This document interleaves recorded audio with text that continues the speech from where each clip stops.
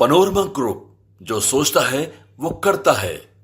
महाभारत शुरू हो गया है और यह महाभारत इस बार हस्तिनापुर के लिए है।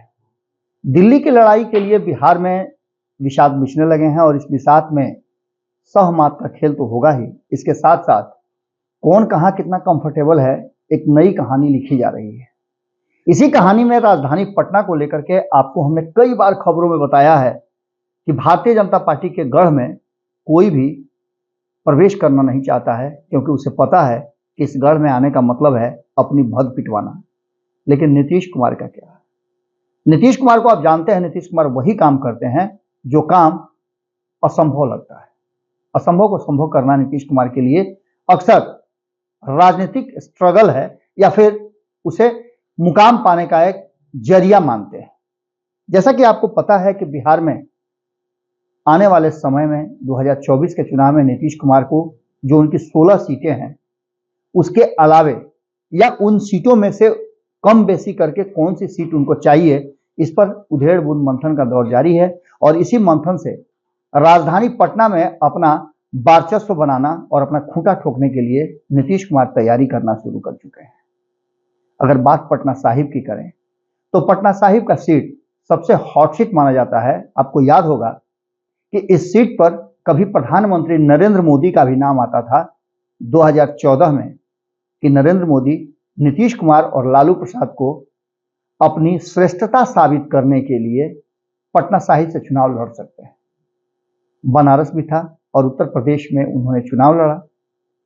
इसलिए अक्सर आपने देखा होगा कि ये जो पटना साहिब का सीट है, पिछले कई चुनाव से 2009 में जब परिसीमन हुआ, उसके बाद से पटना साहिब पर भारतीय जनता पार्टी ने अपना दबदबा बनाया और सबसे पहले कायस्थ उम्मीदवार को उतार करके यहां ये सीट कायस्थ के नाम से कर ली है।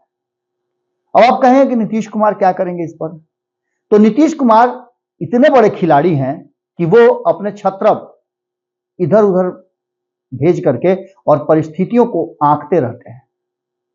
ऐसी ही परिस्थिति 2024 के चुनाव में आने वाली है और इस चुनाव की तैयारी में जो राष्ट्रीय जनता दल पटना की सीटों पर अपनी उंगली कभी नहीं रख पाई, अक्सर वो जानती थी कि सीट पर हार जाएंगे, इसलिए उस सीट को कांग्रेस को ट्रांसफर कर दिया करती थी। 2014 में भी यही हुआ और 2019 में भी यही हुआ। 2019 में तो 2014 के भारतीय जनता पार्टी के कैंडिडेट शत्रुघ्न सिन्हा ही लड़े थे, लेकिन भारतीय जनता पार्टी के सामने उसी शत्रुघ्न सिन्हा को, जो कायस्थ समाज के ही आते हैं और कायस्थ समाज के नेता से ही, रविशंकर प्रसाद से, जो पहली बार अपने जीवन में चुनाव लड़े थे, क्योंकि रविशंकर प्रसाद तो लगातार 1995 से राज्यसभा ही जाते रहे हैं और बहुत करीबी रहे हैं अटल बिहारी वाजपेयी के छात्र जीवन से ही, और इसके साथ साथ नरेंद्र मोदी के भी कभी कभी हुआ करते थे बहुत करीबी। आज रविशंकर प्रसाद 2019 में शत्रुघ्न सिन्हा को, जो कांग्रेस के उम्मीदवार के रूप में मैदान में उतरे थे, उन्हें हरा करके सांसद हैं। 2024 के चुनाव की तैयारियों को अगर देखा जाए तो उसमें भारतीय जनता पार्टी में एक लंबी फहरिस्त है, लंबी लिस्ट है कायस्थ नेताओं की जो इस सीट पर चुनाव लड़ना चाहते हैं। आखिर क्यों ऐसा है? तो इसके पीछे का कारण है कि यहां की लड़ाई यादव वर्सेस ऑल हो जाती है और भारतीय जनता पार्टी के सामने कभी भी राष्ट्रीय जनता दल अपनी श्रेष्ठता साबित करने के लिए आगे नहीं आती है।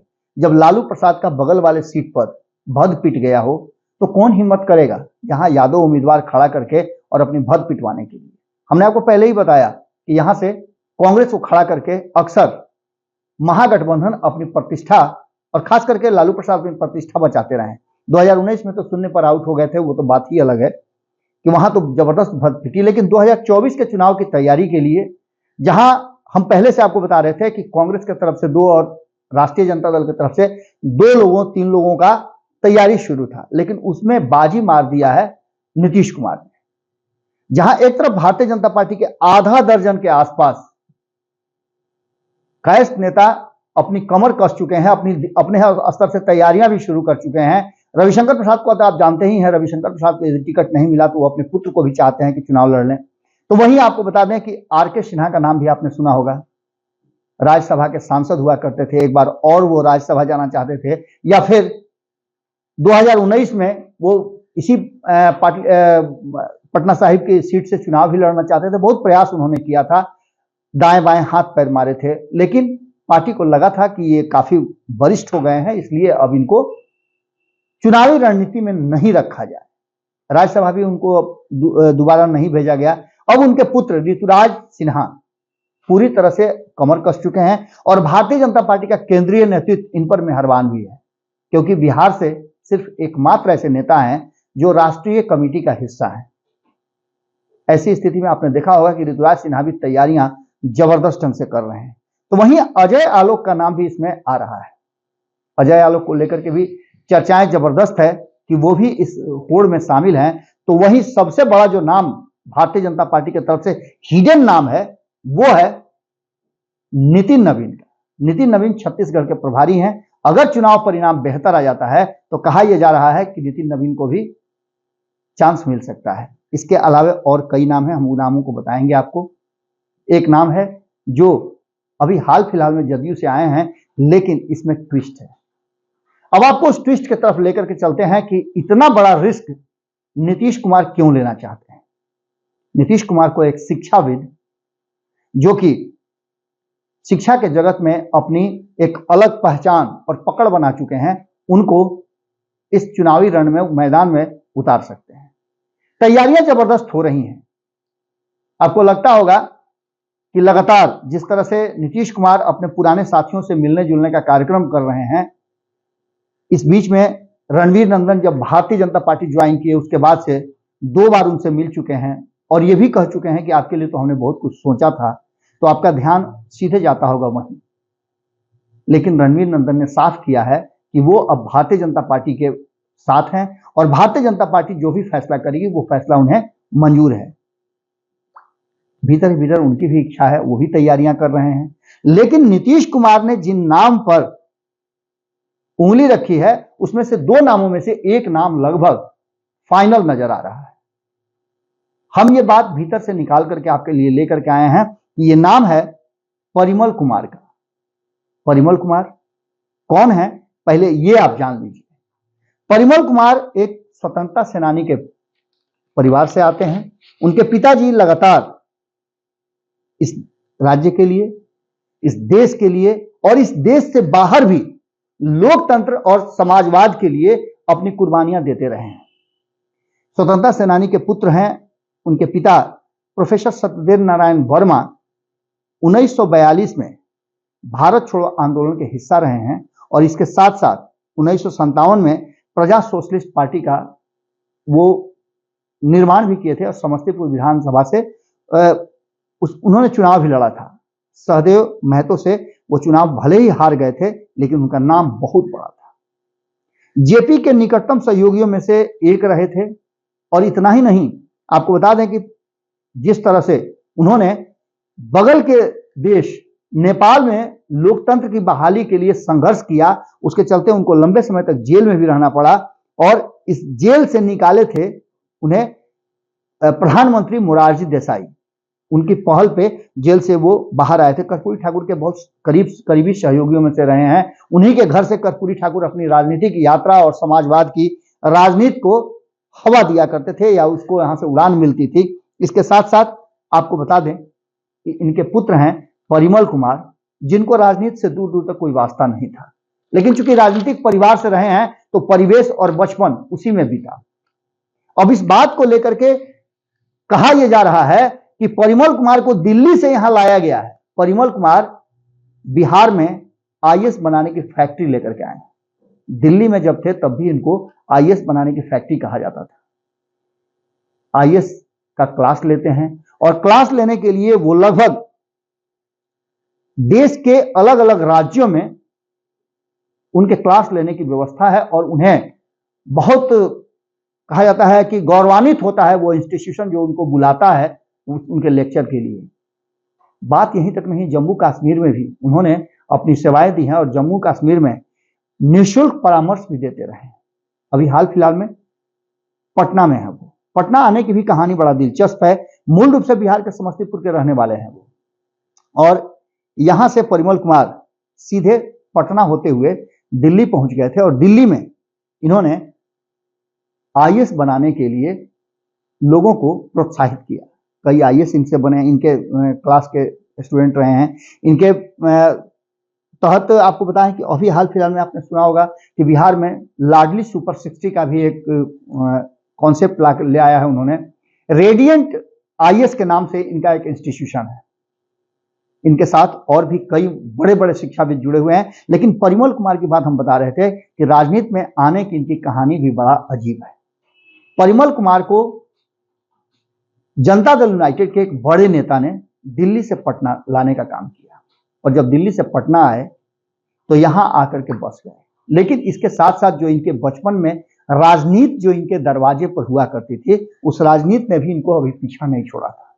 एक शिक्षाविद के साथ साथ जैसे ही इनकी राजनीतिक जो भीतर बैठी हुई जो कहा जाता है कि राजनीति करने की इच्छा थी, या कहिए कि माने जो उनमें गुण था, उस गुण को जदयू के एक बड़े नेता ने निकाला बाहर।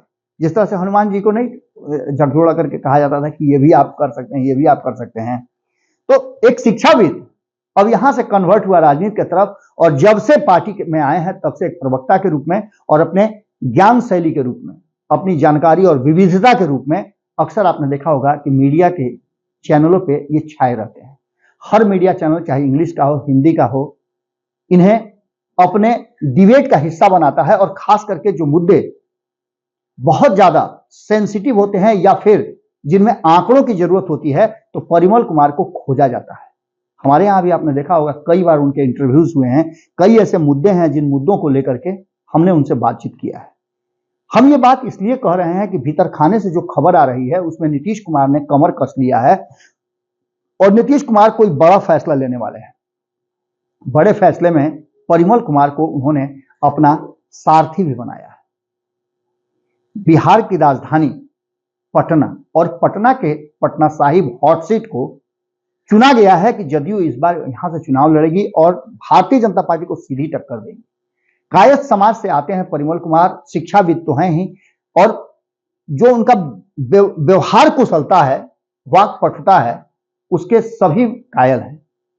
आपको लगता होगा कि हम जिस आदमी का नाम ले रहे हैं वो है कौन, तो आप उनको टीवी चैनल पर देख सकते हैं, और पटना के कई होर्डिंग बैनर में उनको आप देख सकते हैं। आईएएस रेडियंट क्लास जो है, रेडियंट इंस्टीट्यूशन जो है, वो आईएएस की पढ़ाई कराता है। उसमें गरीब छात्राओं के लिए फ्री में उन्होंने एक लाडली योजना निकाली है, जिसमें 60 बच्चियों को आईएएस बनाने का उन्होंने एक प्रयास शुरू किया है, जो काफी सराहनीय भी है। इन सारी बातों को लेकर के नीतीश कुमार के सपनों को पूरा करने के लिए दिल्ली से पटना आए थे। उस सपने को कहां तक पूरा कर पाए हैं ये तो अलग बात है, चर्चा का विषय हो सकता है। लेकिन सब कुछ छोड़ छाड़ करके, इतना बड़ा कैरियर छोड़ करके, उनके एक दिन की क्लास के अगर कीमत आप समझिएगा, हालांकि शिक्षा का कोई कीमत तो होता नहीं है, लेकिन उसका एक दिन का उनके पारिश्रमिक का अगर बात करें तो आपको अंदाजा नहीं होगा इतना बड़ा त्याग करके वो पटना आए हैं।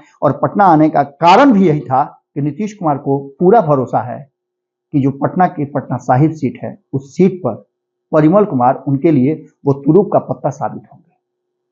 तैयारियां शुरू हो चुकी हैं, और इन तैयारियों के बीच अगर आपको हम बताएं तो जातीय समीकरण के आधार पर आपने देखा होगा कि यहां लड़ाई 2 पार्ट में हो गई है।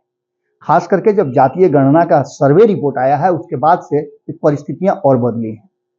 सवर्णों के पास रास्ते कम निकले हैं, और ऐसी स्थिति में अगर लगातार ये कहा जाता है कि पटना साहिब जो है वो कायस्थों की सीट है, तो ऐसी स्थिति में आप ये समझ सकते हैं कि अगर कायस्थों के वोट से यहां निर्णायक भूमिका होती है तो सवर्ण जाएंगे कहां, और सवर्ण अगर वोट देंगे तो फिर दलित और अति पिछड़ा भी उस दायरे से बाहर नहीं निकल सकते हैं, क्योंकि लड़ाई सीधी जो होगी वो कहीं ना कहीं किसी दूसरे फ्रेम में होने जा रही है।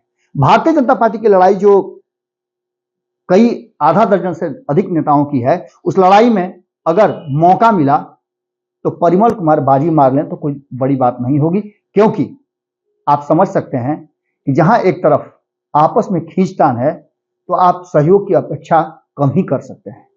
भारतीय जनता पार्टी का अपराजेय जो क्षेत्र है पटना साहिब का, इस बार नीतीश कुमार बाजी मारने के लिए उंगली रख चुके हैं और देखना होगा कि परिमल कुमार को कितना अधिक भरोसा और विश्वास के साथ वो चुनावी मैदान में उतारते हैं।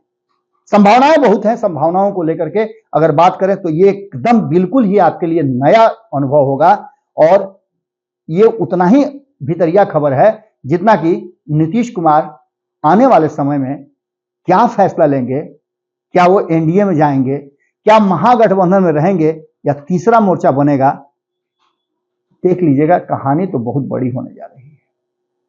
परिमल कुमार के नाम से इस बार आने वाले बहुत जल्द आपको देखिएगा कि अलग अलग पार्टियों के नेताओं में एक अलग तरह का माहौल बनेगा। सबसे बड़ी बात यह है कि शिक्षाविद हैं और हर घर में, खास करके बिहार की बात करें तो एक आईएएस बनने का सपना लेकर के व्यक्ति रहता है जो अपने परिवार को मोटिवेट कर सकता है कि वो एक शिक्षाविद को, एक ऐसे व्यक्ति को जिसके पास विजन हो, जो ज्ञान के क्षेत्र से आता हो, उसके तरफ मूव करें। क्या होगा ये तो आने वाला वक्त बताएगा। अभी तो चर्चाएं हैं, चर्चाओं का क्या। लेकिन एक बात तो तय है कि जिस तरह से जो परिस्थितियां बनी हैं पटना साहिब की, उसमें भारतीय जनता पार्टी भले ही 6 में से 4 सीटों पे अपना दबदबा बना के रखी हो, 2 सीटों पे राष्ट्रीय जनता दल हो, लेकिन नीतीश कुमार तो नीतीश कुमार हैं और नीतीश कुमार अगर कोई स्पेशल फैसला लेते हैं तो परिमल कुमार उनके वो घोड़ा होंगे अश्वमेध का जो बिना कहीं रोक टोक के वापसी करेंगे।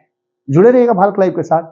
बहुत बहुत धन्यवाद। पनोरमा ग्रुप, जो सोचता है वो करता है। अगर ये वीडियो पसंद आई और वह बिहार के राजनीति और बिहारियत से सरोकार रखेनी तो सब्सक्राइब बटन दबा के चैनल के सब्सक्राइब कर ली। ओजे एगो घंटी बा, ओकरा बटन दबा देला से कुल सटीक और मारक खबर रुआ मुफ्त में मिल जाई। अगर रुआ पत्रकारिता के हमनी के नया प्रयोग में सहयोग कर चाहतानी तो ज्वाइन बटन दबा दी। पेटीएम नंबर नोट कर ली 9386816700। धन्यवाद।